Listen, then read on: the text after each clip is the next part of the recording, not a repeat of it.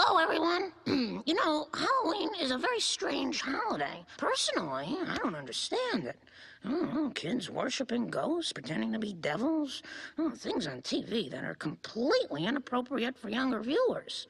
Things like the following half hour.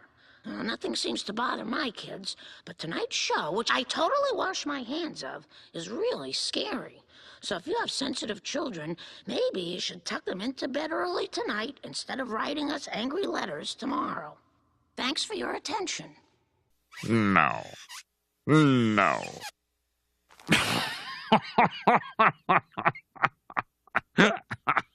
No. I think we can do without the crack pipe. Oh, hi! As the Fox censor, it's my job to protect you from reality. And thanks to my prudent editing, tonight's special Halloween show has been rated TVG. This means there will be no raunchy NBC-style sex or senseless CBS-style violence. So sit back and enjoy a night of worry-free... What the fudge? Oh, for Pete's sake! Jiminy Christmas! Ah! Darn it!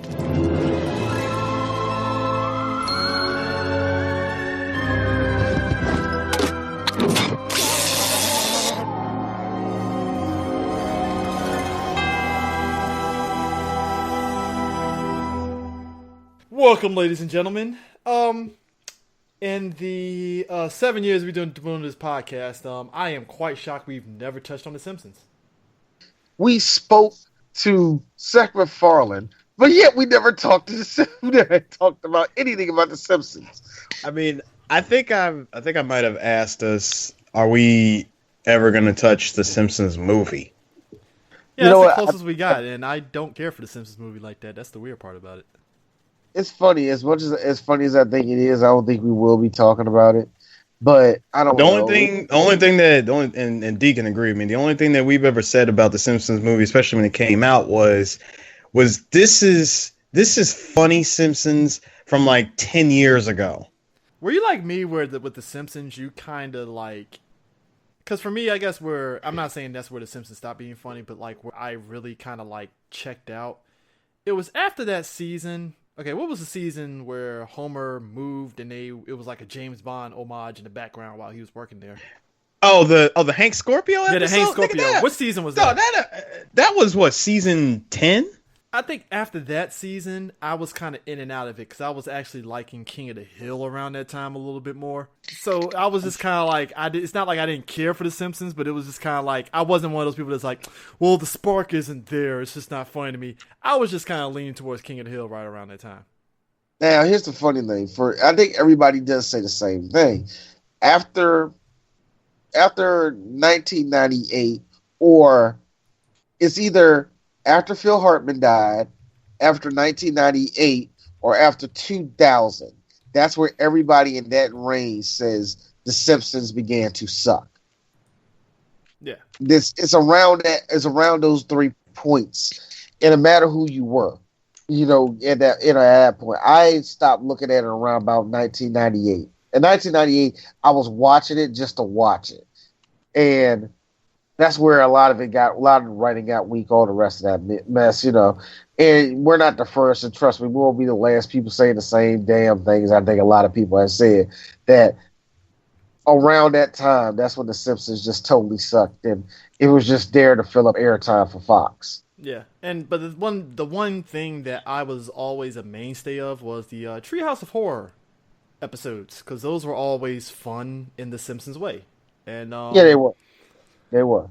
And I see one actually recently it was actually okay. The episode that you were talking about, the Hank Scorpio one, that was season 8. The episode is called "You Only Move Twice." Yeah, I did see season 10. I think season 10 was the one with the Simpsons Bible stories. Yeah. So yeah, around that time a lot of people was checking out after that. Yeah, because I think it was right after they went to Japan. Yeah, that was the same season they went to Japan. I actually liked that episode. That episode was fucking hilarious. That episode is funny, but it's overrated. It's funny, but it's What, you didn't like the seizure-inducing anime? Like, hey, Lisa, it's funny. It's a funny episode. It's a really funny episode. But I think people have. I've seen it on I've seen it on way too many top 50s, and I'm like, how? And you know what's so funny is that you don't even see the Simpsons go to Japan until about 15 minutes in. I know, right? They're only in Japan for like a total of like 6 minutes of airtime or some shit like that. It's really not even long at all. Actually, for me, the last episode, and I actually figured it out. Finally, I did figure out the last episode I liked. Remember the episode where they grew their own crops and they had a thing called tobacco or something, and the animals went crazy. And they the tobacco episode. Yeah, that was the last episode I liked. Yeah. And there was one other one is where Lisa was trying to go into a spelling bee or some bullshit like that. It was okay. All I remember is something and a hot plate. That's all I remember. Anyway. I mean, I was sporadically in it because it was one episode in particular before we move on, where like Milhouse and Nelson and them were in a boy band. Oh, the join the Navy episode. Yeah. You know, but you know, like I said, I think everybody had their jumping off points, and it's great. Not great. It's funny that Family Guy has that same problem where everybody has a jumping off point. American Dad, I think just now, the last 2 seasons was everybody's jumping off point. So when you have these shows that have been on for a long time, you're eventually, you're just going to get to that point where everybody stopped giving a shit. Yeah. And it's just weird to me that Fox is still giving Matt Groening money, and they're still begging him to make more. Meanwhile, Futurama can't even get a fucking long ass season with this shit, but Simpsons can get 29 seasons. Ain't that about a bitch? Ain't that about something, man? You know what? It was so funny, man. It's so funny that that Simpsons have literally kept out of the rent for years to me. And I think that's really what it is, man. We're going to be spotlighting some of our favorite episodes. So I guess if we're going to start this off here, Clown Without a Pity. That was Treehouse of Horror 3. This episode was a clear reference to Child's Play. And it was actually pretty funny because Homer, being the inept father that he is, he forgets to get Bart a present. And he goes inside the shopkeeper, and the shopkeeper is a homage to the Asian dude from Gremlins. Like, yes, you can have this doll, but be warned, it has a terrible curse. That's bad. But it comes with a free Frogut. That's good. The Frogut is also cursed. That's bad. But you get your choice of toppings. That's good. Contain potassium sorbate. That's bad.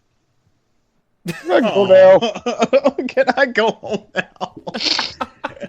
And then the best thing in the world happens. Homer comes home. First down, busts down the door, busts Milhouse dead in the face because Milhouse was playing Pill to Tell of the Donkey. And Homer gives Bart the Krusty doll. I love you. Like, thanks, Dad. And then here's Grandpa. That thing is evil out there. It's just evil. Evil! Grandpa, you said that about every gift. I just wanted attention. Side note about Grandpa Simpson. He had a quote that I always sat there and said, I remember back in 19-diggity-2, we had to say diggity because the goddamn Nazis took our words. You know, man, I often hear that in my head when I have somebody who was born in 1982 sit back like he was born in 1930, talk to kids. I'm like, dude, did it happen in 19-diggity-2? What the fuck are you talking about? I'm just saying, old man River. You only turned 35 once, nigga. Calm down. Jesus. Homer gets excited because Kip Brockman says on the news, now, recent studies just said that the air is only harmful for children and the elderly. Woohoo!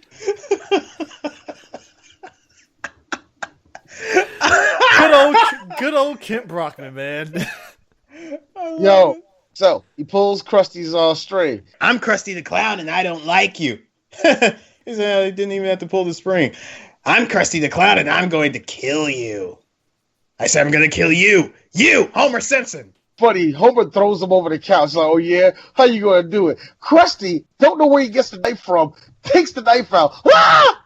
He's like, Dad, what's wrong? The doll tried to kill me. I would say that the pressure's getting the damn one pressure. Yeah. And they leave, right? And they leave. He tries to laugh and walk, and then he realizes his string is fine. Like, his pull string goes back, and he's like, "Oh crap, can't do anything. Hey Homer, help me out." He pulls the string and he proceeds to kill him. Well, you forgot the fact that he points out. He points to the string. Doesn't say help out. Just points to the string. Like, hey, Yeah, just points to it. Come on, no, let's finish this, man. Let's finish till we get to the break. Then it goes to one of the greatest lines in Simpsons history. Bob Maloney has a first name. It's Homer. Bob Maloney has a second name. It's Homer. And then Krusty shows up with a fucking harpoon. Okay, question. Hi. Like, hello, Simpsons writers. Question. Krusty, how long have you been in there? 2, how did you get in there? And 3, Homer, how did you not slip and bust your ass hopping out of that damn toilet? Hopping out of that damn bathtub. I'm more shocked about how did you get the harpoon in there with you? How did you get the harpoon in there with you? Yo, the best part... He attempts to throw it. He is hauling ass down the freaking hall of his house. And he runs past Patty and Selma, and we get probably the greatest line from... It was Patty, right? Yeah, it was Patty. Yeah. Patty who said, "Well, there goes the last ounce of my heterosexuality." Oh, correction. There goes the last lingering threat. Yeah, the last lingering threat of my heterosexuality.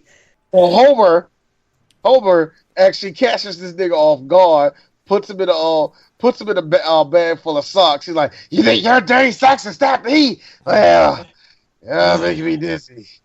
And then puts him into the bottomless pit in Springfield. Yeah, because apparently Springfield has a bottomless. How Homer just tossed like, and that is that. And then you see the mobster. I leave it dead, Chivito. Then all of a sudden, here comes DJ Sue circa 1993. That was... I swear this is you, Harris. Must have been a fool to think somebody will like all these naked pictures of Whoopi Goldberg. He throws the box into the... And the bag gets thrown back. Wait, what was that? Like, what the... Like, even the bottomless pit didn't want them. Nah, dog, you cool. You good, bro. You good, man. So It's like, even the bottomless pit is like, "Look, I take a lot of shit, but even I know when to cross the lane. I got a line you can't cross." Sue has a picture of Whoopi Goldberg from Jumpin' Jack Flash when she was in that dress. That's what it was. I was waiting for somebody to say Jumpin' Jack Flash. One of us to say. I mean, it's either Jumpin' Jack Flash or fucking Made in America. I mean, it's not like we're going to bring up that fucking dumbass dinosaur movie and shit. Oh, man, Theodore Rex. So Krusty straight up Cape Fears this motherfucker. He rides up underneath the car. All of a sudden, all you hear is like the Stewie running sound effect go up Homer's back. He just, "Guess who, fat boy?" They have to call the emergency line to get somebody to go over there to fix the doll. And the guy walks over to it and just picks up the doll. See, there's your problem. You haven't sent to evil. So you're supposed to set it to good instead of evil. I love you, Homer. I'm like, wow. Come here, you. So what does Homer do in return? He gets the Krusty to serve him food and walk the dog on the rest of that. Oh my god! Man. And so he spends, and then the Krusty doll spends his night staying in Lisa's Malibu Stacy dream house. So I like how he walks to the door and he's like, "What a day! Homer made me give him a sponge bath." And he kisses the Malibu Stacy doll. The head falls off, and there you go. The end. Back on. Here's what I got to say. Now that I'm older and I can say shit like this, there's a lot of jizz inside that Malibu Stacy. I think Lisa needs to throw it away. That shit should be thrown away like weeks ago and shit, but you know. Well, I mean, that Krusty been around that thing for a while. Now, Treehouse of Horror 4 gave us The Devil and Homer Simpson, which I like this personally too, along with the other one we're going to talk about later, because the character Ned Flanders. Now, Ned Flanders, think of the most corny person that you've seen in church, and that's Ned Flanders. I mean, Ned Flanders is what you call stereotypical. Well, praise the Lord. This is the day that the Lord has made, everybody. We should be glad in it. Now, think of Joel Osteen, except he's not a fucking dickhead underneath. That's pretty much what it is. Little neighbor, I'll let you in. I mean, hell, one episode in particular, they invite Homer's brother. He's like bummy looking, and he invites him into his house, washes his feet, and cleans him up, and gives him a suit, and lets him go his way. Basically, and the show has done it in their own way. Ned Flanders is a pure Christian.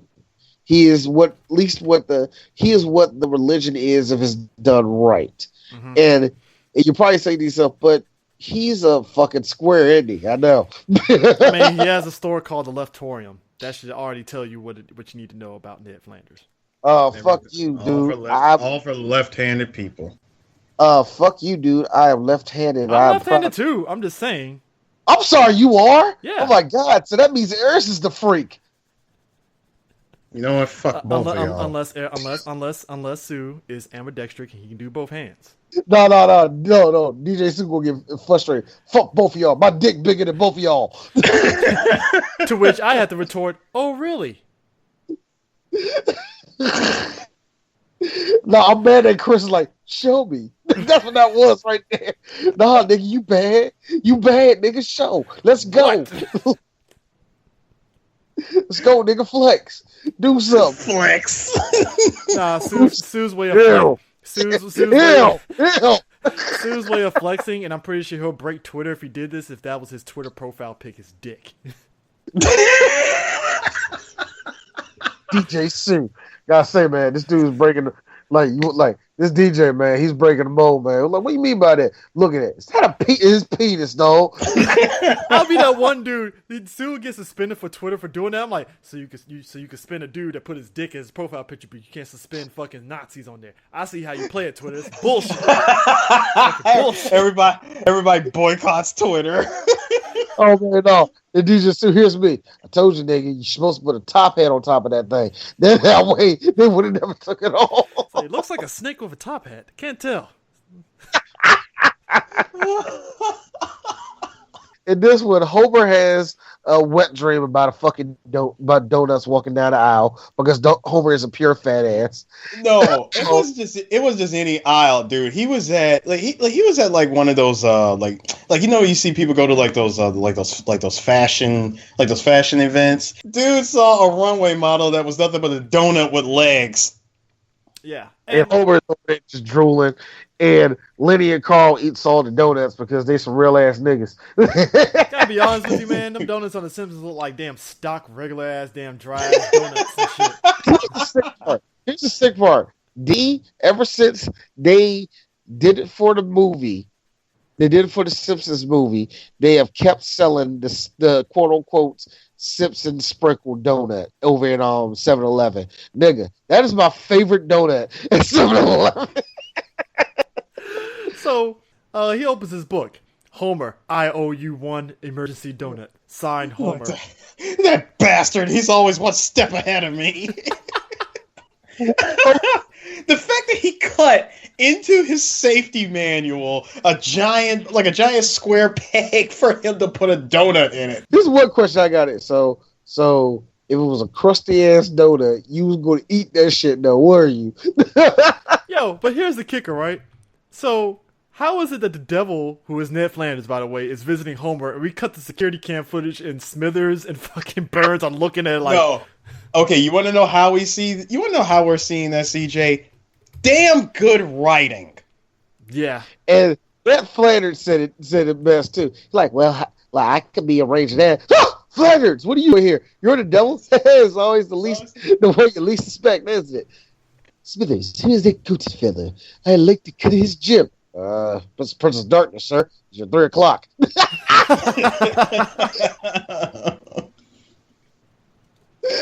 So the cut of his jib. I love that word.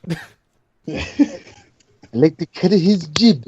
So Homer signs a contract to not eat a fucking donut. To go ahead and trade his soul for a donut. Homer, I do like how Homer has one part, like the one time Homer actually does get smart. It says, well, wait a second. if I don't eat all of this donut, you don't get my soul, do you? Technically, no. No, I don't. The devil. Smart. Then he turns into Mr. Stopheles off a freaking Fantasia. You are not smarter than me. Yes. Oh my shit. Thank you, D. Thank you. I was just about to say that. Like as soon as he started making fun of him, I was like, hey, he turned into the devil from the night on Bald Mountain. Nice. Hear that, ladies? DJ Sue is cultured. Get some. Hey, it's not my. Hey, don't blame me just because Fantasia is my favorite movie. I'm sorry.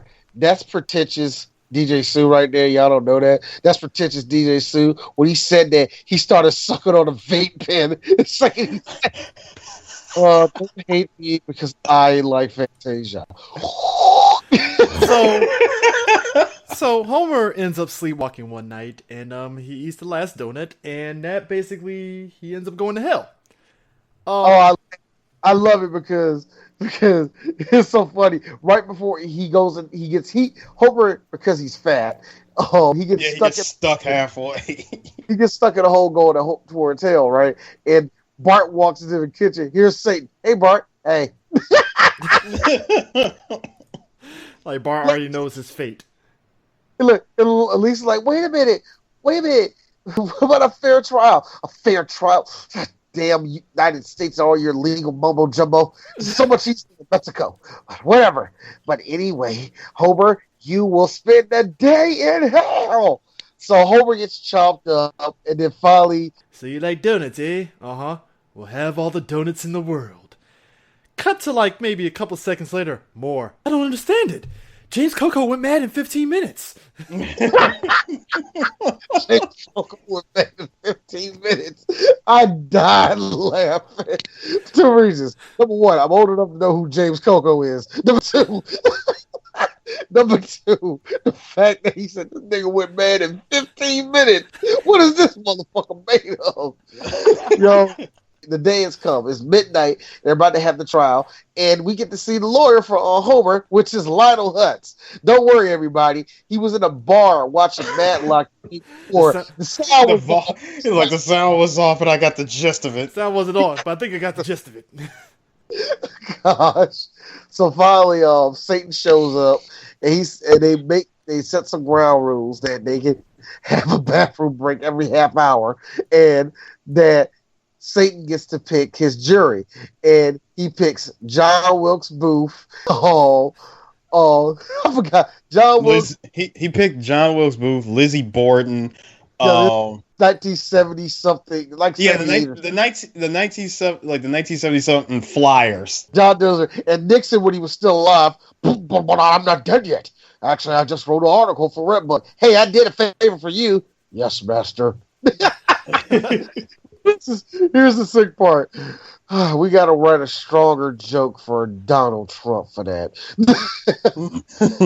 It's going to be like, no, we got to make it a little bit stronger. I like how Blackbeard had to literally sit inside the high chair. Yeah, he's like, yeah. I'm like, sorry, this is the only chair we have left. Yar, this chair be high, says I. So basically, freaking Benedict Arnold was in there. Benedict Arnold, yeah. Lionel Hutz comes up with the best defense ever. Yeah, that's very good, Satan. A contract. But what is a contract, really? Webster's Dictionary defines a contract agreement that is unbreakable. Unbreakable. Excuse me, can I go to the bathroom? I always love the sound of people walking away. They walk away, you hear the sound of the door slamming, and then usually it's followed by either the sound of a car taking off. But in this one, they did it funny. They just let him go, closes the door. We just see 5 minutes go by, and Lionel Hutz ghosted. Yeah. So Marge ends up taking over as his lawyer, and she basically points out that, hey, hold up, before you send him to hell, I have one more argument. And she points to their wedding picture. And she was like, wait, Richard Nixon's like, wait a minute, you got married in an emergency room? No, he ate the whole wedding cake before the wedding. Yeah. So everybody's all laughing like, oh man, this fucking fat ass. And she's like, well, read the back. And then Blackbeard, funny as shit, tis some sort of treasure map. He was like, you idiot, you can't read. Hey, 'tis true, my debauchery was my way of compensating. That was one of my favorite lines. So basically, Marge is essentially the person that owns Homer's soul. Now I like how he doesn't have to go to hell, right? But Ned Flanders being the devil, he looks at Homer and says, "Hey, all right, you don't have to go to hell." He says, "But let that damn donut be a curse on your head." So she turned Homer into a donut. His head is literally a donut, and Homer keeps picking at his head. But I'm so sweet. But Lisa stops him and was like, "Dad, you don't want to go outside." Bam. All right, boy, he'll be out soon. And he's like, he's got to come out sometime. All of them got cups of coffee, and that's the end of it and stuff. Here's me. The cops are going to murder somebody. That's not new. Well, he's white D. Well, he's white D, so there'd be an anomaly. CJ, I got to stop you right there. Because first of all, he was turned into a donut, a brown donut. Ah, shit, you're right. You are right, sir. You are right. God damn it, you are right. Notice the donut is brown. Yeah. He a minority now. God damn it. Terror in 5.5 feet, and this is the same one in Treehouse of Horror 4. This is based on, I don't know if y'all watched the Twilight Zone thing with Nightmare at 20,000 feet. Yeah, about the gremlin. Did y'all see the one from the movie Nightmare at 20,000 feet? I didn't see the movie, but I did see the Twilight Zone episode. Okay, the one in the movie is probably more creepier than the show, because the show, it's black and white, so it's like it doesn't come across as creepy because you don't get that, like, at least to me watching it, I didn't get that fear of they're actually in the air. So when you watch the actual movie though, with John Lithgow in it and stuff, it's more creepy as shit. Bart sees a gremlin on the side of the bus, and nobody's believing him and stuff, and he's going, trying to find ways of doing it. Everybody thinks he's going crazy and stuff. But this one starts off with Bart having a nightmare, basically flipping over and having a car crash, having a crash. Bart is already shaky. He goes downstairs, and Homer has an air horn and blasting in Bart's ear. He said, "Look, Bart, I found this at the marina. Some dope just had it in his boat." So you basically stole it, Homer, didn't you? Yeah. And then, hits the horn again, and all that crap. He gets on the bus. Bart gets on the bus, already having a bad day. He sees Principal Skinner, like, "Hello, Bart. My mother took my car keys from me." Because, you know what? I don't understand it when it comes to Principal Skinner and his mother. It's weird, man. Yes, mother type of relationship.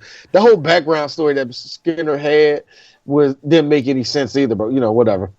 Yeah, just long story short, folks, apparently Principal Skinner isn't Principal Skinner that we know and stuff. He's actually took somebody else's identity and stuff, but Armin Tamzarian. Yeah, but that got resolved in the only way the Simpsons can do it, and that was the end of that, so it's whatever.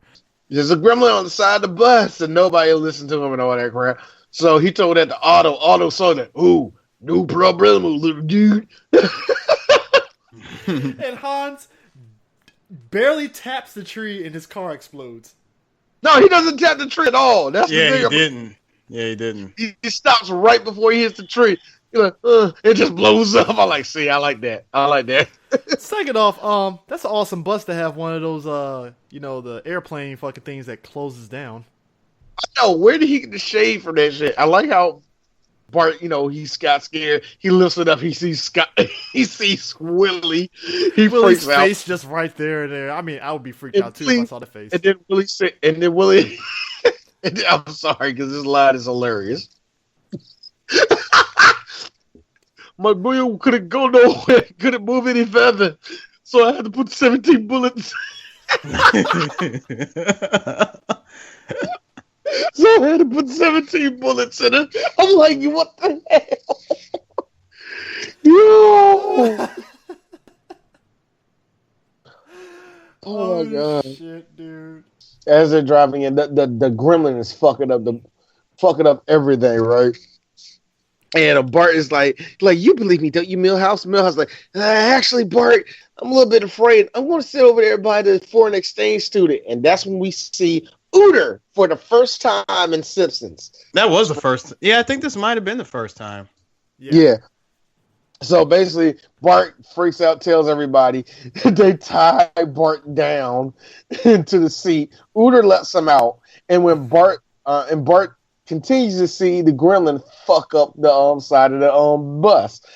So Bart gets the bright idea to try to grab the flares, which they was using to put in Martin's shorts. I like how he literally sits there, takes one of the flares, and then takes the other flare that fell out and puts it back in Martin's shorts and keeps it moving.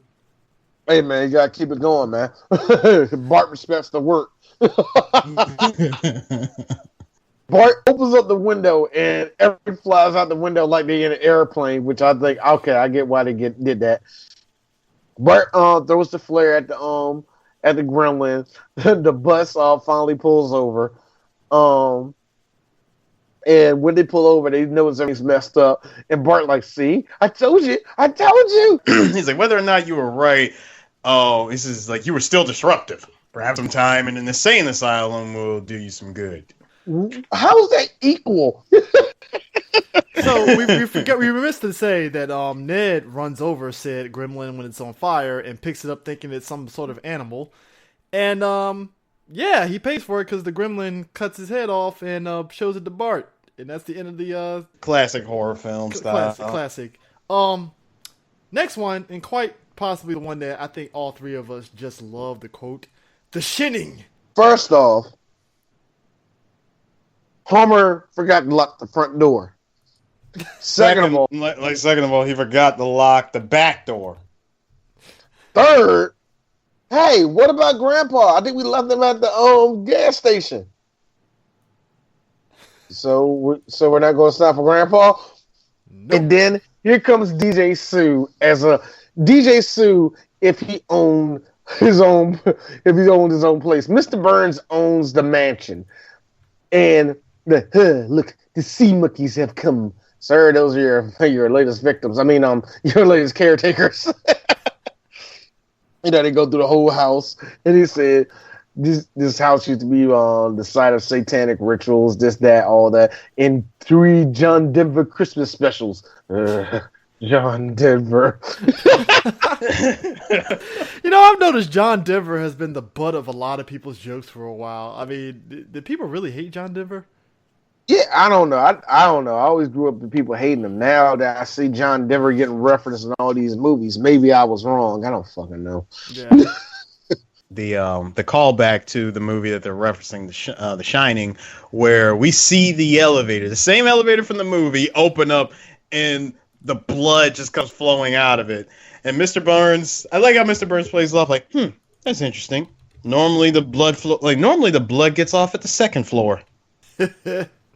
Best line. Say what you will. The blood has a routine. Quite possibly the best moment of the episode. Hey, I found a shortcut through your hedge mage. Why, you little? No. Go easy on the wee one. His father's gonna go crazy and chop them all in the hoggies. What's a hoggie? What's haggis? Boy, you read my thoughts. You've got the shinning. Don't you mean You mean shining? shining. Shh. You want to get sued? Good joke. Just use that shin of yours, and I'll come running, but not between 7. What do you say? No, he said, but don't be reading my mind between 4 and 5. That's Willie's time. Hello, okay. Motherfucker got a routine too. I gotta be real about this. This was the Treehouse of Horror where the running gag was Willie getting fucked up when he's about to save people. Yeah, this was the one where that happened, man.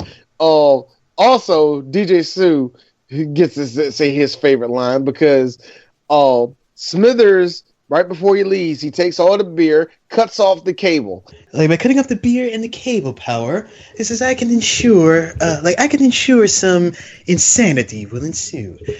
Sir, did you ever stop to think that maybe doing this is what led the previous caretakers to go crazy and murder themselves? I never thought about that. I'll tell you what, if we come back and everybody is slaughtered, I owe you a Coke. I like how the billionaire just levels it down to a Coca-Cola. Homer says, "Huh? No TV. That's odd. Huh? Not a drop of beer in the house. Well, what do you know? Huh, Homer, you're taking this off your wheel. I'll kill you. I'll kill all of you." Homer! Sorry. This is okay. Look, I'll calm myself down. I think I'm gonna go check out that axe collection. See you later. Best line ever. No beer and TV makes Homer go something. Go crazy. Don't mind if I do. No, I like how earlier Marge went looking for Homer, and she's like, she says, "Huh? Like I wonder where he is. Maybe when he types, it's a window into his madness." So she looked up. She looked up what he typed. He just wrote "feeling fine." And she says, "Oh, that's a relief." Everything goes dark, and then we just see the light. We see the light fill up the room. And he wrote all over the walls, "No TV, no beer make Homer go crazy." And I like how the camera pans around her. She says, this is a lot less encouraging. The ghost of Mo. So would it be Homer? Mo, give me a beer. No, not unless you kill your family. Why should I kill my family? I think they'd be happier as ghosts. You don't look so happy. Oh, I'm happy. Very happy. La la la la la la la. See? Now waste your family, I'll give you a beer. To waste your family. I'm like, damn, bro. That's what Homer's like. Do you like your Marge? I was coming up with a title. I was thinking some along the lines of "no beer, no TV, make Homer go something." Go crazy? Don't mind if I do. Oh God, this whole callback to probably one of the greatest scenes in The Shining, where Homer is just egging on Marge to give him the bat, right? And so when I saw this and I thought he was legitimately gonna get hit with the bat. No, instead he just turned, looked in the mirror after he made a horrible face, scared himself, and fell down the stairs. And Marge having this surprising strength out of nowhere, where she was able to do a fireman's carry of her own husband to the friggin' she took him down to the cellar and locked him in there. Oh, you forgot to mention she got some meat for dinner. No, it was chili. She's like, chili ought to be good tonight.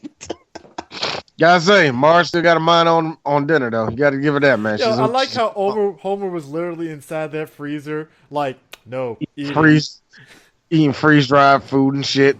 He's like, Homer, I like how Mo comes in and says, "Hey, Homer, it's Mo. Hey, listen, me and some of the other ghouls, we were just wondering what's going on and why the job isn't getting done as fast as we'd like for it to be. Can't talk, can't murder, eating." Oh, for crying out loud. They opened the door and pull him out. His ass. This guy was a Frankenstein, it was a wolf monster, a mummy. They had the basic monsters jump his ass. So he proceeds to come after him with an axe. He's busting down doors. Does the "Here's Johnny" line 3 times. First time he knocks down the door, nobody's in the house. Second time he chops down another door. David Letterman. "Hi, David. I'm Grandpa. Hey, Grandpa actually made it to the house." Yeah. Third time, I'm Mike Wallace. I'm Ori Saber, and I'm Ed Bradley. All this and Andy Rooney tonight on 60 Minutes. Oh man. 3 of those dudes are dead. That is true. Yeah, I know, right? Oh man, so you know how they save the day? Lisa holds up the TV. Dad. No. Look. Oh. Bart. No. Bart used his shin and calls Willie. Willie comes a running and gets a knife in the back. No, but I like how before, I like when he actually called. Now, I like when he called him, he says, "Ooh, the little fat boy and his family needs my help. I'm coming to save the lot of you." Yeah. I love this is one of the first times where people actually call out Bart for being a fat ass. Thank you. The little fat boy and his family. Like, "All right, Looney, this is show yourself." He says, "Give me the best that you got." Bah! Here's me. Scatman Crothers almost died the same fucking way. No, he did. The way Scatman went out in that movie, God. And did you like how how Jack Nicholson freaking ninja'd his way with the axe? Yes. Because when you see him come around that corner, I'm like, dude, he was hiding behind that third pillar the entire time. Like, he was waiting for Scatman to walk through there. Here's a question for you, Jack. What if Scat didn't go that way? I was going to ask the same thing. Matter of fact, better yet, here's an even better question. Yo, Jack, what if Scatman turned around? They do another homage to them running through the same comic shot that was Shining, running through the snow, the same overhead shot and all that shit. And finally, they have Willie's TV, little handheld TV. You know, before there was phones, you had TVs. And I really had to explain to my son. My son was fascinated at the idea of a mini TV. And I was like, Donnie, yeah, you have a phone. Oh, wait a minute. That wasn't a phone? No, that wasn't a phone, son. So how did it work? It worked like a little radio. You know what? Yeah, sure. It was like a phone, son. Whatever. That is so funny how people wouldn't even recognize that now. Oh, man. So I really want to fuck up my son's life. See, my son knows what a VCR looks like, but I don't think he knows what a cassette tape is, though. What's that bad? Show him a cassette tape and say, "This is a movie." No. He knows. No. He knows what a VHS is. He knows what that is. His grandma has all the Disney movies up until 2000, I think 6. And the original clamshells. Yeah, my mom got the clamshell for Toy Story 2. I didn't even know they made one for that. Of course they did. They made it for the second one, just like how they made it for the first one. And by the way, you said your grandmother has those, right? No, my mom.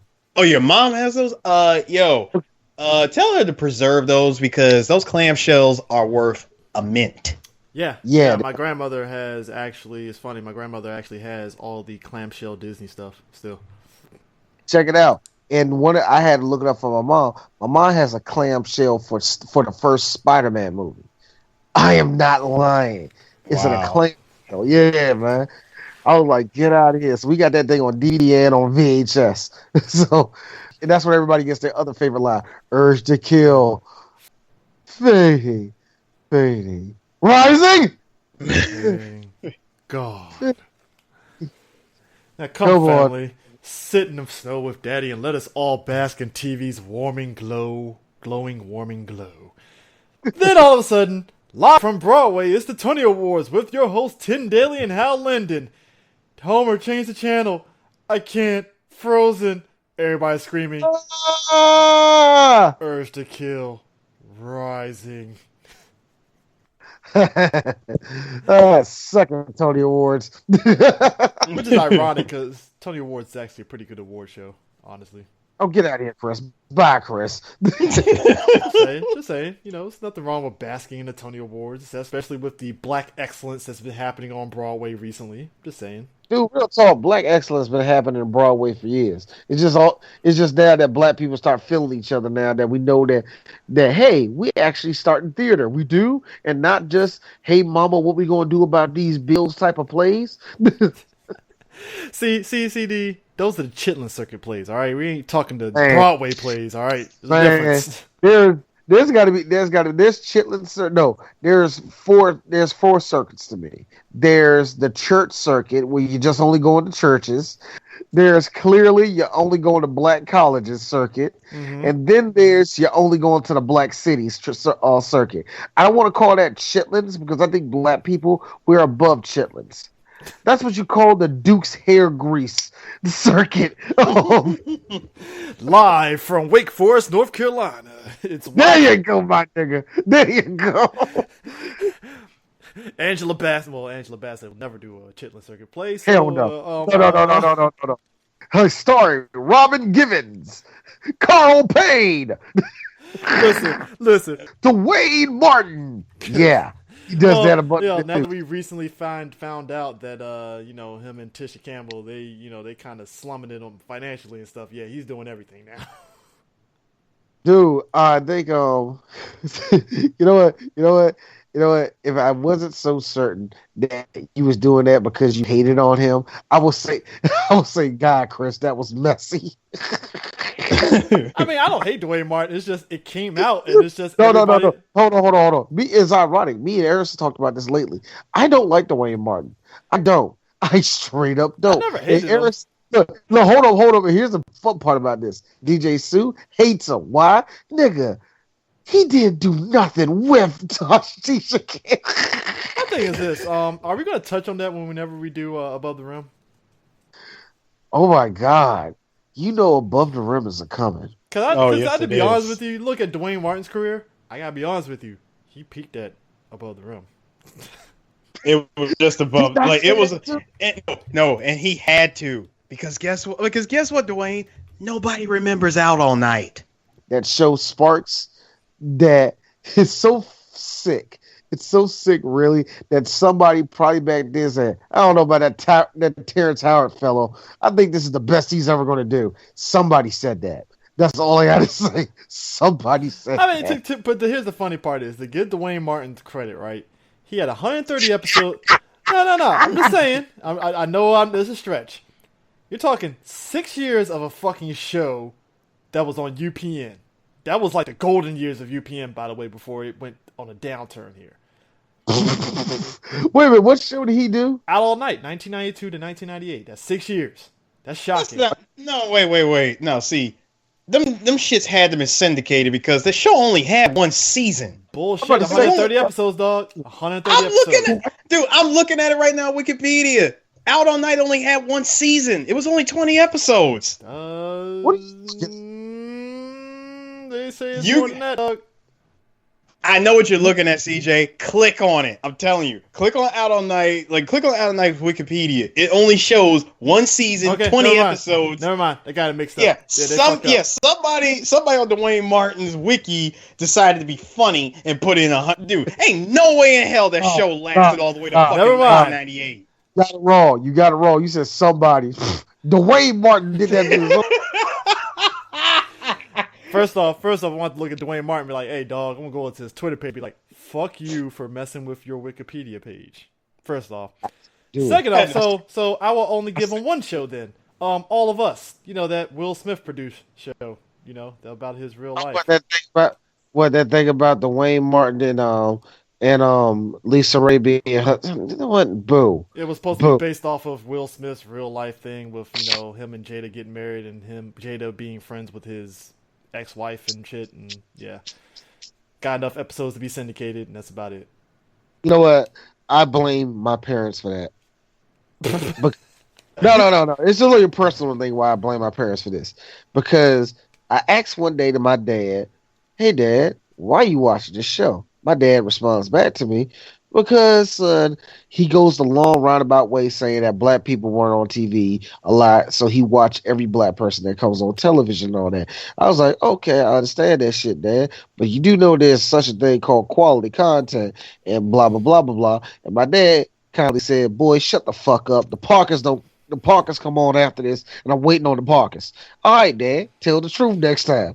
So, I blame my dad that 101 stayed on air as long as it did. To which I'm sitting back also saying, when I saw Dwayne Martin pop up in the New Edition show, I was like, hey, Dwayne's working. That's awesome. That's special. That is awesome. I still say it though, man. It's what's really awesome is that everybody thought the light skinned dude was going to get work and the dark skinned dude Out All Night wasn't going to get work. Well, guess what? Morris Chestnut, yeah, he's actually a stable actor. Who knew? Didn't see that coming. Time and Punishment, which is another favorite of mine. Sitting here with my family, everything is going to be, Dad, your hands in the toaster. I'm like, yo. We immediately this segment immediately hit the ground running. Did not fuck around whatsoever. It's basically Homer has a time machine because of a toaster, and I want a couple things. Where did Homer get? Because I remember when Homer fixed the toaster. Here's me. Where did you get all that stuff from, Homer? Where did you get a flux capacitor for that thing? How? Now, what has me rolling was when Homer goes back through time, and we got Mr. Peabody popping up, and it's the funniest shit ever. Wow, I'm the first non-Brazilian man to go backwards in time. Correction, Homer, you are the second. That's right, Mr. Peabody. Quiet you. Peabody and Sherman came back as a movie a couple years ago. I never seen the movie. It's actually pretty good. It's actually not bad. Now, I seen the television show, and the television show is pure madness, but it's that goofy kids type of, that kids type of goofy.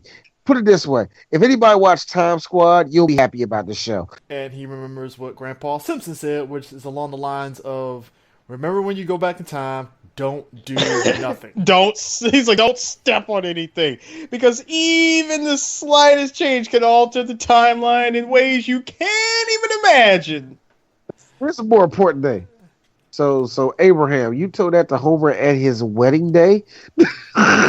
So, of Homer, all things, he killed a mosquito. Yeah, Homer's sitting there and he's like, "All right, I'm just gonna stand still and not do anything." "Oh, Bug, you're squishy!" Bam, squishes him. Then all of a sudden, the sloth walks next to him. He's like, "Well, that couldn't possibly do anything, right?" And the sloth looks at him like, "I don't know."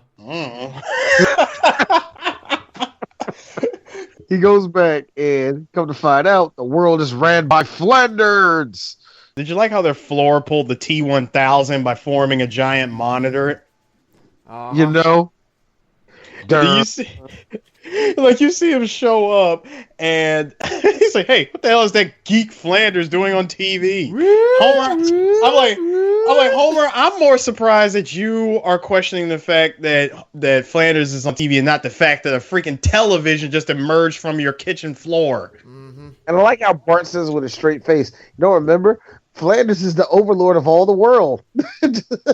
As though that's just a secondhand thing. Like, you didn't know that? Come on now. Pop, you don't remember that summer?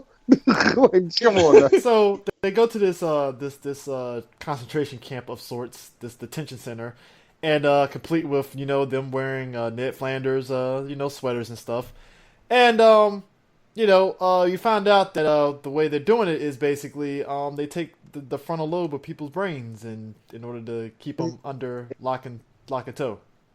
And here comes Mo. It's not so bad, Homer. They take a little tube, they go up your nose, and they yank it out. And look, keep the piece of brain that they take out. Oh, hello. Hello there. Who's that big man over there? Who's that big man over there? Homer freaks out, runs back into the house, goes back in time. Homer dodge. Jump, must crush, made it! And he sits on a fish. Oh, I wish I hadn't killed that fish. Goes back into the present day. Giant Bart and Lisa about ready to kill him. Goes back in time again. Sneezes on the fucking T-Rex. Which set off a chain reaction of everything dying because of the sneeze. Extinction. You know what I love about that? Much like a Rocko's Modern Life, where they do jokes like that of shit crashing from the sky, you saw all Triceratops just start falling out. You know what? If they did do this in the style of Rocko's Modern Life, in that case, if this was the same thing, we would have saw the pterodactyls fall. We would have saw a space shuttle, a satellite, the freaking the Death Star from Star Wars. Like, you would have seen everything just fall out of the sky. Actually, to go back on one of the movies that we just did, if they did it the right way, we just hear the bird play. We heard the bird giving sound effects of them falling out the sky. So with plane sound. So Homer goes back to the present, and he's rich. Well-behaved kids, filthy stinking rich, luxury car, and both sisters-in-law are dead. I was like, really? I mean, I know it's a Lexus and it's like 94, but luxury? It's stretching it. So yeah, She asks for a donut. He says, "What's a donut?" And he screams and goes downstairs and goes back in time. Cut to them back in the kitchen. Oh, look, it's raining. And it's donuts falling in the sky. It's raining donuts. Now I'm going to tell you how simple Homer is. Even if donuts didn't exist, Homer, you have the money and the capital to give this world something that they don't know what it is yet. You can make the first donut and be a quadrillionaire. He went back in time one more time, opened the door, and he sees Willie, and Willie's like, "You're still not in your own world, Homer. I can get you home, but you have to do exactly as Maggie kills him with an axe, and then we hear James Earl Jones. This is indeed a disturbing universe. And at that point, Homer is just fed up with shit and just starts fucking up stuff when he goes back in time. The one part that had me rolling on this is when he punches a giant ass mosquito out the damn air. You're right. Well, I like how that one salamander trying to get by, and he just squashes it like it's a cigarette on the side of the street. The punch had me rolling because you got a bat and you could clearly hit it with the bat, but you just punch it out the air like, fuck this. This Gamera looking ass mosquito. How about the way he knocked out that that giant overgrown pineapple with a baseball bat? Oh my gosh, man. That was hilarious. And finally, Homer gets to one part. He's like, Marge, where am I at? What's going on? What comes on Friday night? Homer, please, calm down. She breaks everything down. He's like, oh. Please tell me, God, for the love of God, just tell me. Like, Homer, the sky is blue. Donuts are plentiful. Fridays is the ABC lineup on TV. What the hell's gotten into you? Don't worry, everything's fine. All of a sudden, the family starts going lizard on their damn food. Yeah. Homer, close enough. Which I got to say one thing. Wait a minute, if they all catching their food by their tongue, Homer, where did you get the fork and spoon at? You know, there's an option. Obviously, there's an option. Yeah, so I'll give you that one, Chris. You got me right on that one. So, Nightmare Cafeteria. This was interesting. I say interesting because I didn't see this coming, and it was actually pretty dark. I was like, holy shit, they're fucking eating kids? This one is so funny because, first off, the tension is overcrowded in Springfield Elementary, obviously, somehow. And it spills over into the cafeteria. And I like how Principal Skinner is like, who? I don't know how long this has happened. Don't bitch to me, boss man. Like, thank you much, Lady Doris. Yeah, I'm down to use a grade FB. Would it be grand if we could both find something that can solve our solution? Yeah, it would be wonderful. And as she's walking away, she gets tripped up Jimbo and gets all this gruel spills on Jimbo. It's like, young man, you're going to have to... I'm like, really? You start licking it off of him and you starting to think it tastes good on kids? Wow. You know what? Actually, the reason I say wow is because of this. Principal Skinner had the idea of doing this years ago. He just now got to open it. He just finally got to open it. But you forgot go ahead. Can I mention something about the grade F meat? That the ingredients is mostly circus animals with some filler. The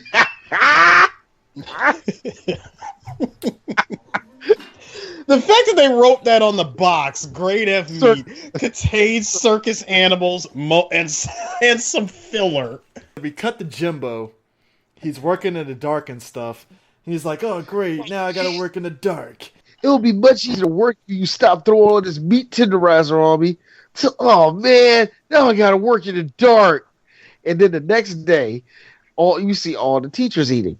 And Mrs. Krabappel's go, oh, Seymour, this meat is so young and impudent. Where did you get this from? Well, remember when I said one day I was going to make something out of Jimbo Jones? Seymour. Are you telling me that you killed Jimbo, processed his carcass, and you're now serving him for lunch? And they continue to eat. I'm like, wow. So every day there's they're making it very obvious that all kids are, well, actually the next day when they're all eating, Uter shows up and wants another Jimbo burger. And he's like, young man, you third serving. All it's going to make you is fat, and soft, and tender. You cut line. Detention, young man. Like, for how long? Oh, about 7 minutes a pound ought to do. I'm like, yo, for real, Skinner. And then the next day, Lisa would say what I said. Don't you find it funny that Uter went missing and all of a sudden we're having Uter Fest here in the school? And then Principal Skinner makes it super obvious where he's over there like, you know what, kids? Maybe there's a little bit of Uter in all of us. Oh, complete with the Oktoberfest attire, too, by the way. They actually called it Uterbraten. Like, kids, you can say that Uter is inside of us right now. And that you can probably say we ate a little bit of Uter and he's in us. Wait a minute, scratch that last part. Now, as it's progressing and stuff, the teachers are clearly getting fat as shit. And the student population is going down to where it's only like, what? 6 students left? It's the little sickly kid, Bart, Lisa, Milhouse, and Ralph Wiggum. That is it. Oh. The sickly kid is so nervous, his pencil falls to the floor, and Krabappel's like, detention. It's so funny that, and the way she looked in her face to me, she had what I call the Jay Sherman face. I don't know why. She looked like she was animated just like Sherman to me. But that wasn't Jay Sherman's face. Did you like how she wrote on the chalkboard homework? Eat a stick of butter. Yeah. Oh, I'm like, but did you like the kids when they snuck out of the room, right? And they go past the detention room, and they cut to how the kids are getting eaten. And it's like the kids are getting herded outside and stuff. They're inside the fucking free range kids. Yeah, the free range. They were just running around back and forth. And then we cut to the inside where all the kids that were locked up in cages. Martin is freaking out, trying to get out. And here comes Principal Skinner. Easy there, young man. You'll only make yourself tired and stringy. Now let's check on the free range kids. Yo, why? Why is like no parents coming to help these children? And then they start getting chased through the school again. Don't worry, Willie is coming to save you, kids. I like how Willie just comes from out of the shadows down the hall. Like, Willie, what were you doing this whole time? No, where were you at the weeks of part of children getting ate up by the faculty? And he gets hit in the back with the axe. He's like, "Oh, I'm bad at this. I'm bad at this." And then they get back into this big giant. Oh my God! Who made the motherfucker? Yeah, the food processor, which was I forgot. Oh, he said, yeah. I like how it's actually like a giant student food processor, and. Yeah. Before he walked them down to that processor, like Principal Skinner says, "Oh, I'm going to enjoy devouring you, Bart Simpson." Yes, in fact, I'm going to start by the way you suggest, by eating your shorts. Like you knew that was going to come. Of course. I was shocked. Now I like the setting that they set the food processor on. They set it to gooify. Like, how about the fact that the food processor is made Hamilton Beach with 2 E's just so they don't get sued? Well, it was like, don't worry, something will come out and save us. Ah! There goes Milhouse. Well, somebody will come out of nowhere and save the 2 Simpson children. Nothing happened, and they fall into. And then that's the end of the story. Where they in that episode actually, where there's a gas seeping through Springfield that turns everybody inside out. Well, it's the way Mark says it. It's like, nothing to worry about, Bart. Well, except for the giant, get the gas that turns your body inside out and it seeps in the room, and Homer's all like, stupid cheap weather stripping. Everybody flips out inside out. One. So they did those things every year, man. Well, yeah. Yeah, so they have a dance off, and then Bart gets dragged off because the dog sees his intestines and stuff, and yeah, so there's that. Attack of the 50-Foot Eyesores. This was interesting. Oh my too. God! I love this episode. wanted a colossal donut. That he seen this big, it's like this big ass Bob Big Boys type sign that has a donut over his head. Pause for a second. I remember Bob's Big Boys. That was a place. Oh yeah. Actually, it looked more like Speedy, the old logo for the old mascot for McDonald's back in the day. Anger that Homer expresses when he asks for a colossal donut and it's just a regular ass donut. He expressed the same anger that I had, and I'm pretty sure a lot of people had growing up, and seeing McDonald's Big Mac on TV and thinking that it's gonna be like this giant hamburger, and you get it, and you're just ultimately disappointed. I came for a colossal donut, and I'm gonna get a colossal donut. Hey, and he's like, "You don't scare us." Did you just love Homer with the fucking pantyhose mask on and shit? I know, right? That was a good one. Homer had the fucking arm strength of Batman because he lassoed that joke off and took off the donut. And like, I got your stupid donut, and what are you gonna do about it? Then lightning strikes the 50-foot eyesore, as it were, and it comes to life. And all the rest of these weird logos come to life too. Now, can I mention something about the big boy coming to life? My favorite, like the very first time I saw this, I freaked out when I heard the big boy roar, and it was Godzilla. Mm-hmm. The Godzilla roar, yeah. Like, I loved everything about that because I was like, "Holy crap!" Like they used the Godzilla sound effect that made my day. The one that had me dying though was the Pet Boys shit, and their heads were so big it landed on the ground and dragged, and the old dude came out there telling them to come back. What are you doing? Hey, don't scratch up their heads. The Marlboro Man came alive. They're like, woo, yeah, let's party, man. And he crushed everybody with his beer can. Oh, because you can't have a fucking episode without the police Chief Wiggum fucking up. He shoots a 7-foot tall basketball player thinking it's one of them.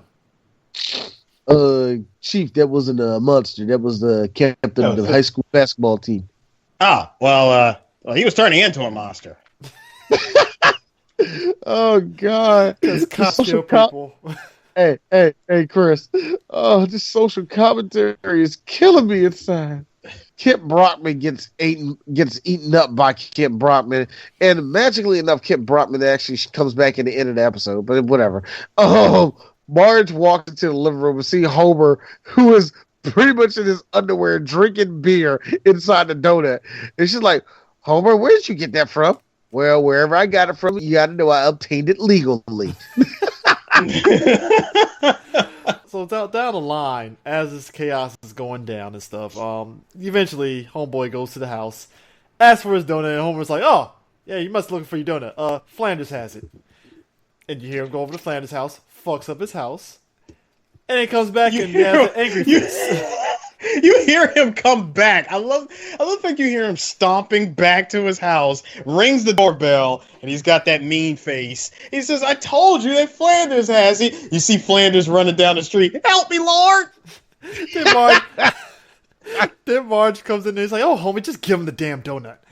Gives him the donut, you're thinking everything's fine, right? And Big Boy does the best thing ever. Crushes the car. Crushes another house. A dog barks in front of him. He punched the living Jesus with the It starts dragging his donut across the houses. Like, are you happy, Marge? No. See, it wasn't even "Are you happy?" It was, "Don't you get tired of being wrong all the time?" Sometimes. Lisa gives the idea of going to the people that, advertise these things and tells them, "Hey, just don't look at that. Just don't look at them, and that will lose the power from it." The fact that they got Paul Anka to sing a song about it. I like how you like. What do you think you should do, Wilshire? I don't know why that just made me like Wilshire. Advertisement's a funny thing. And that was actually kind of smart. If you just ignore the advertisement, it will just go away. Yeah. And I get it. That's what actually killed all the aliens. I mean, not all the aliens. That's what killed up all the monsters. Oh, well, complete with the, advertisers killing the general hospital, the orphanage, and also the elderly people place, too. Yeah, I know, right? I mean, I mean, like, it was so funny because I was thinking to myself, like, stuff they got to be falling on something important, and that's why I died laughing when they fell in the hospital. I'm like, yo, come on. One fell in a hospital, another one fell in an orphanage, and another one fell on a historical landmark. Oh my god, man. The Thing and I. This was creepy, but it was also funny too. This was a weird one. This was about Bart hearing something in the upstairs, and then he hears something in the vents, and he feels like something is watching him. And finally, one day, Marge tells Homer that he's time for feeding something, and he had a bucket of fish heads in the refrigerator. By the way, this seemed like an episode of Are You Afraid of the Dark to me. But anyway, anyway, he takes the fish heads, takes them upstairs to the attic, and all you hear is something eating the fish heads, and Homer going, ugh. Yeah. So whatever something is crazy. Yeah. So yeah, the whole purpose of The Thing and I is essentially, apparently, Bart had a conjoined twin brother named Hugo. Yeah, because like, it was so funny because they was like Lisa and Martin like we want to know what's in the attic. So time for them to let them know. Then, then your boy comes in, Dr. Hibbert, like I think so too. Like Look, well I can tell you everything about that birth. You don't forget childbirth when Siamese twins. So apparently Bart was a Siamese twin, and when they cut him, there was one twin immediately starts biting the other one, and here's Marge. I think I'll bottle feed that one. Yeah, so basically Hibbert was like, yeah, this one was evil, pure evil. Yep, one was called Bart, the other one was called Hugo, because Hugo, Hunchback of Notre Dame.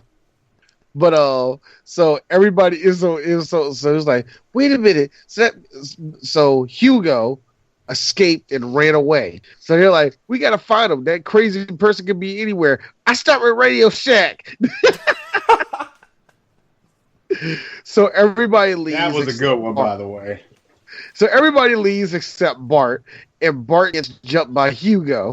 Bart, you and I can be so bad together. Wait a minute, that won't kill us. Nonsense. It won't kill us. I do it all the time. Look, I made a pigeon rat. Pigeon rat. Yeah, it was basically the bird. I think it was the rat tried to go in the hole and couldn't. No, the bird. Like the pigeon, the bird flew away, hit a wall, then then the rat crawled and tried to go into the rat hole and it couldn't fit.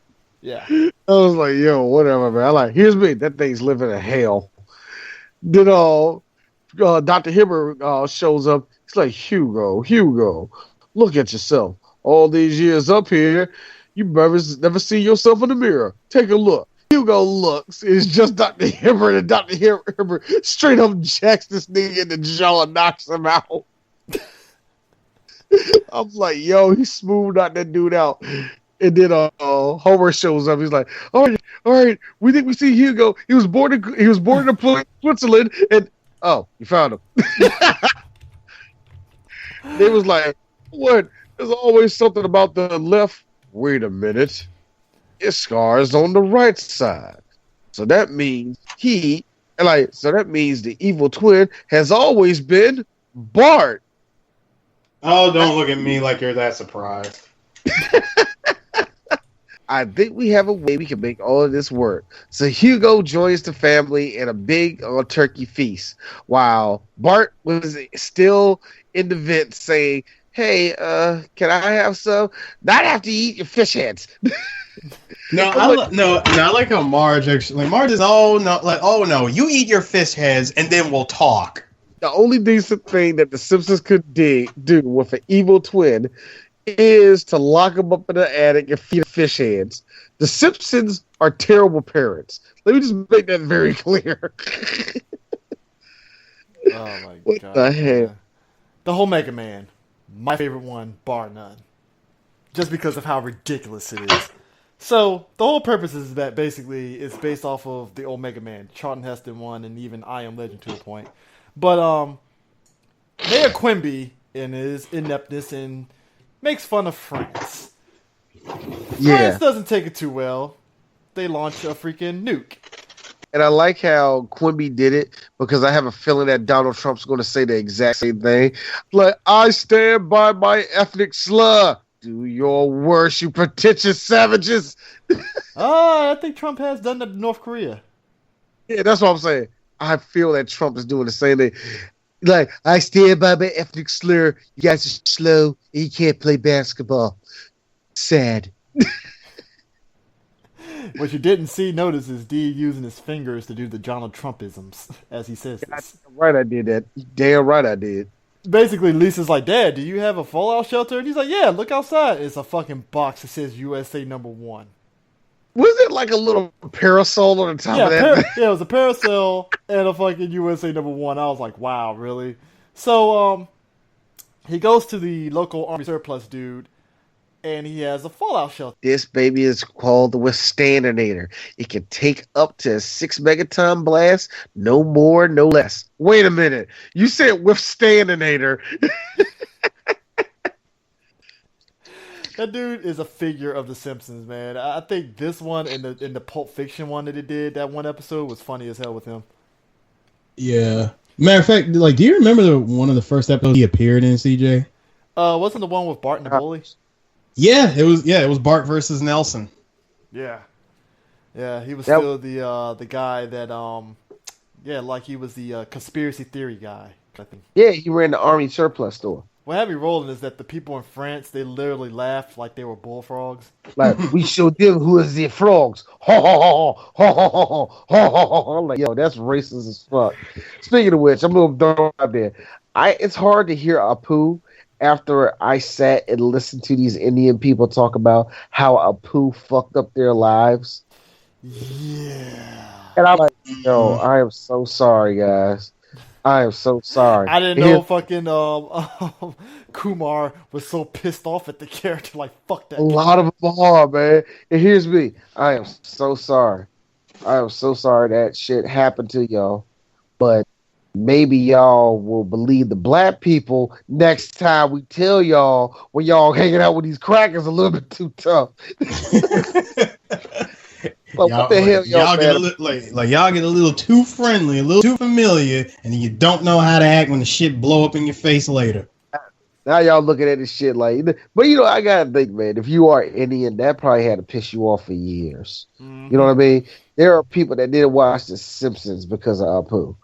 And, that's hey, man, nobody wants to see a caricature of themselves like that on television. And that had to doubly suck if you were actually one of those Indian people that actually owned the 7-Eleven too. That had to be even worse. Like, Jesus.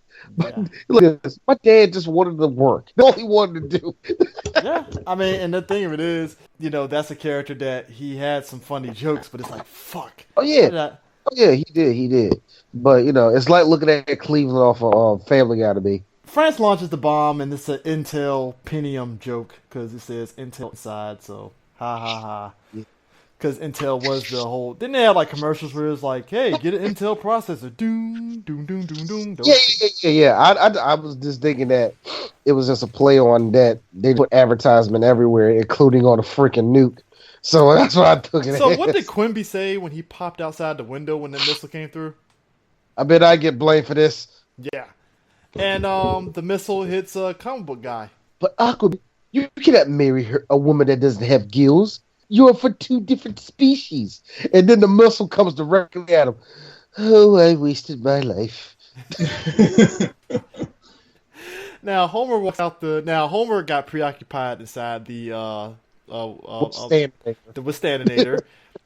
He was eating all the steak meals and stuff, and walks out of it. Actually, he got preoccupied because of that damn calendar that was in there. It was a Gary Larson's calendar. He was like, yeah, don't get it. Don't get it. I don't get it. I don't get it. So Homer's walking out there. He gives Homeboy the can of steak that he was eating in there, and he doesn't notice that he's a skeleton or whatever. But it's fucking hilarious. Drives his car, gets in traffic, punches Milhouse's dad's face, and it crumbles and shit. And he's like, still got it.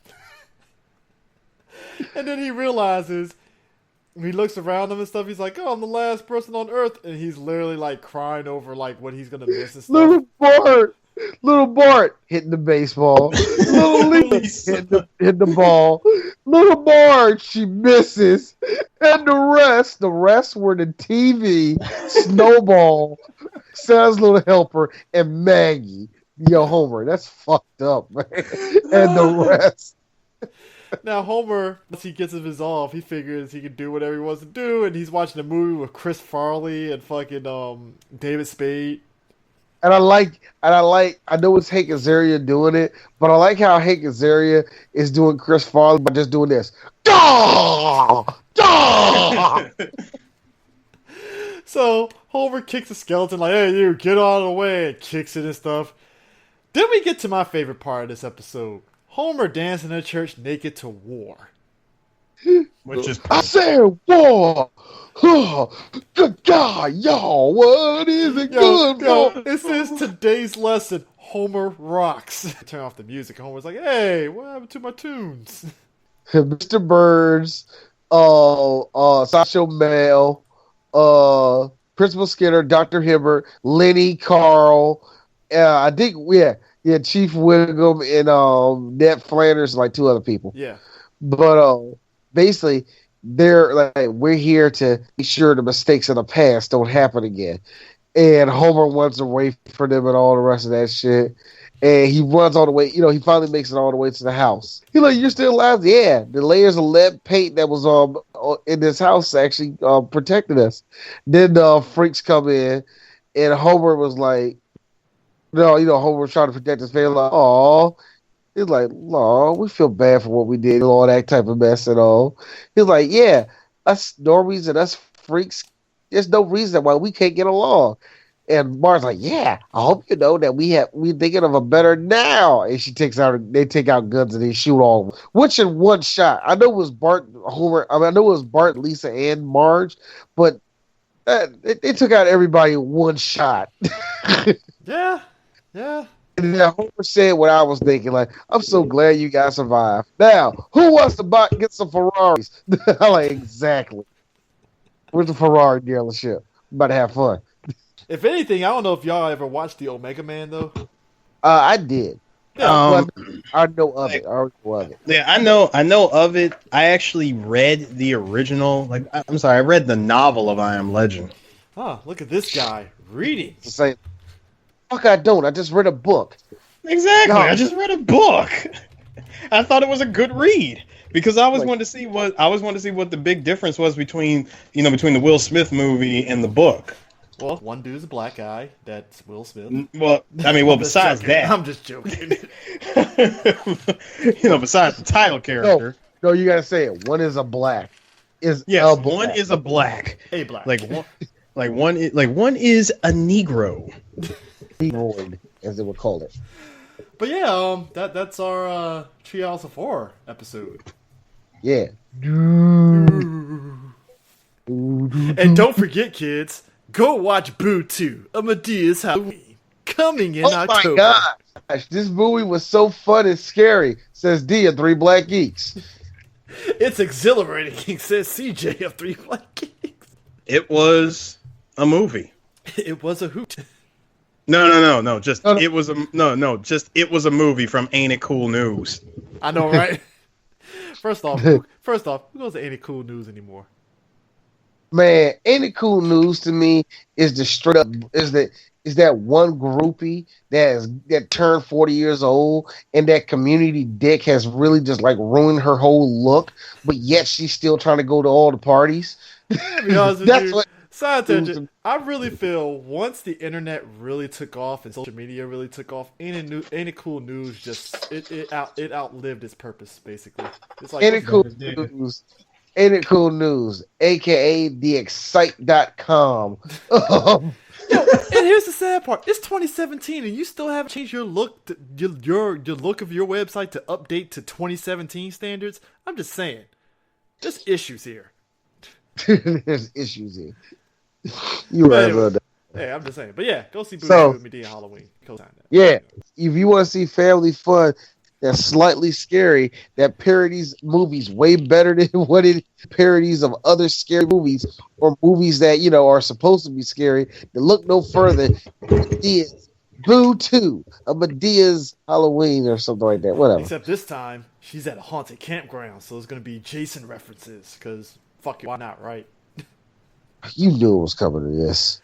You knew it was coming to this. Yeah. So next one we're going to do is going to be a little bit more interesting. See, we're going to do a bad movie again. And I picked the worst Halloween movie.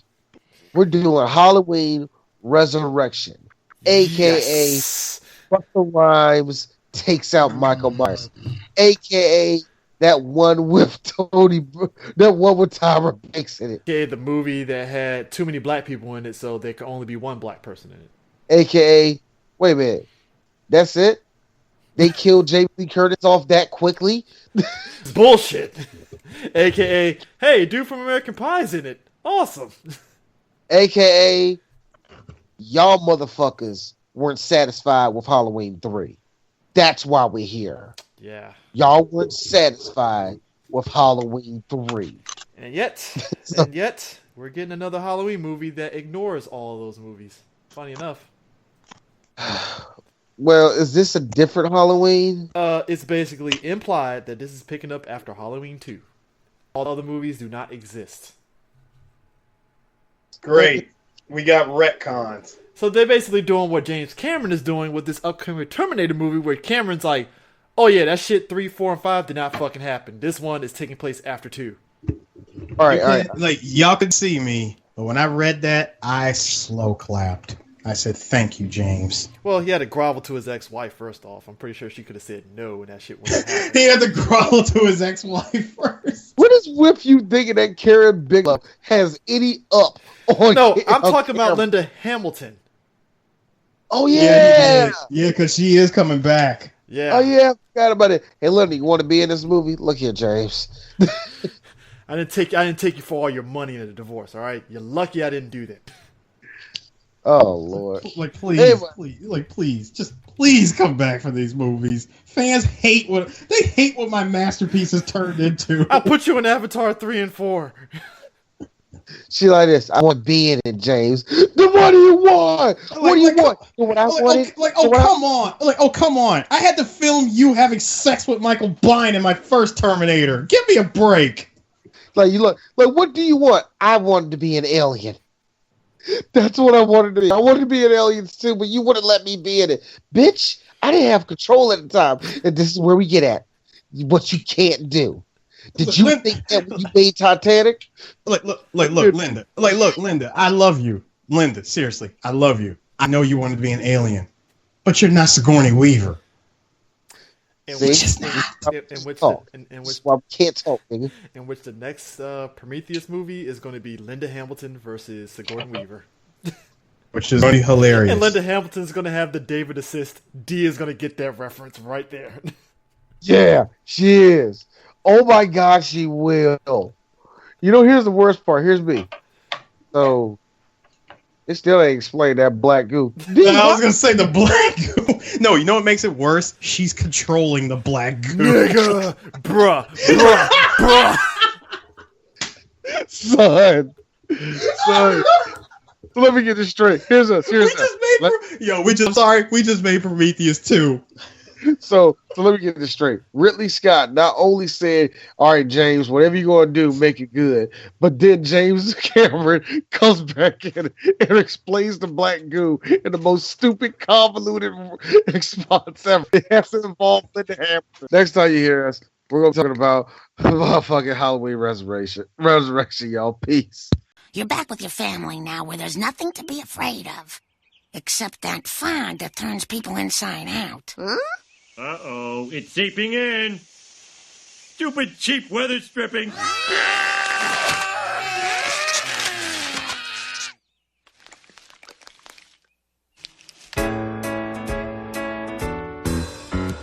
One, a chorus line of people dancing till they make us stop. Two, Many dance dancing people covered with blood, gore, and clot. Just one sniff of that fog and you're